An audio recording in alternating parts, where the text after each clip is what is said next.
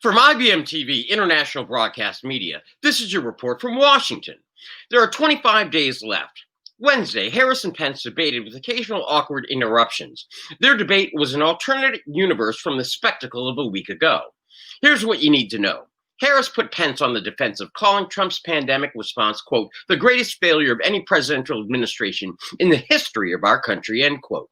Pence shot back that much of Biden's proposed COVID response is action the federal government is already taking. Harris accused the Trump team of politicizing the vaccine development process. On racial politics, Harris championed racial justice protests, while Pence denied the existence of systemic racism.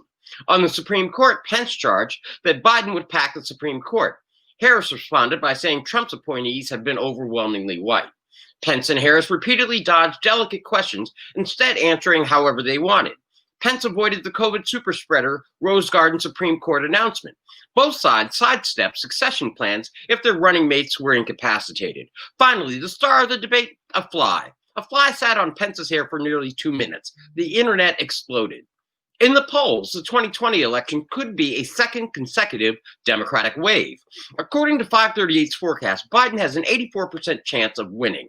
Democrats have a 68% chance of taking the Senate, and Democrats have a 94% chance of keeping the House. In all, Democrats are favored with a 65% chance of having full control of the government. And Republicans are now running for the hills. Vulnerable Republicans are increasingly distancing themselves from Trump. In key races from Arizona, Texas, Kansas, and Maine, Republican senators are starting to break with the president, particularly over his handling of the pandemic. With control of the Senate in the balance, GOP lawmakers are opting to save their seats. I think a lot of Republicans are worried that this is a jailbreak moment, and people who have been sitting on the fence looking for a rationale to stick with the president are instead abandoning the ship, said a Republican strategist. Even in South Carolina, Senator Lindsey Graham is suddenly scrambling, finding himself dead even. Trump won the state by 14 percentage points in 2016. And, not surprisingly, even Putin is hedging his bets. Putin decried what he called, quote, Biden's sharp anti-Russian rhetoric, but praised Putin's comments on arms control.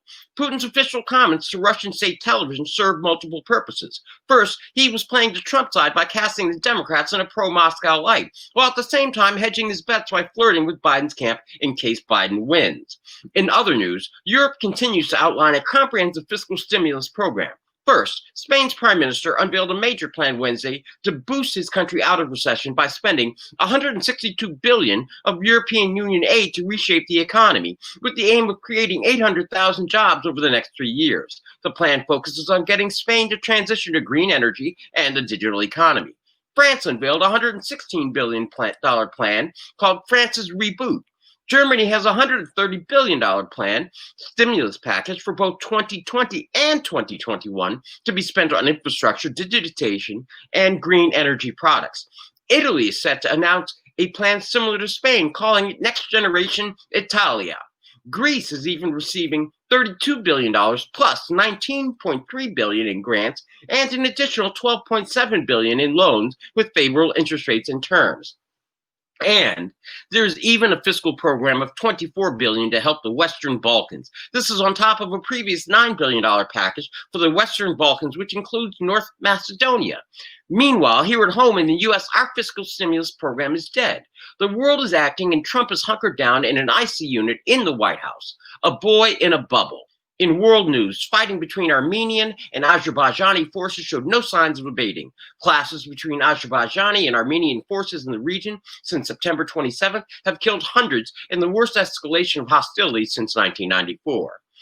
In a sign of the times, a Canadian karaoke bar is letting its customers sing in the shower during the pandemic. They've constructed a shower stall complete with curtains and tubular piping on stage. Quote, doing it in the shower is a great way to stay sanitized and keep everything clean, end quote. There we have it. Just do it in the shower, folks. Finally, the COVID-19 death toll from Johns Hopkins is over 211,834 American souls lost and 1,056,000 global souls lost with no vaccine in sight. That is your report for October 8, 2020 from IBM TV, International Broadcast Media, smart television for a smarter global community, from dictatorships to democracies around the world. Good morning, good afternoon, and good night. I'm Bill Trezevant.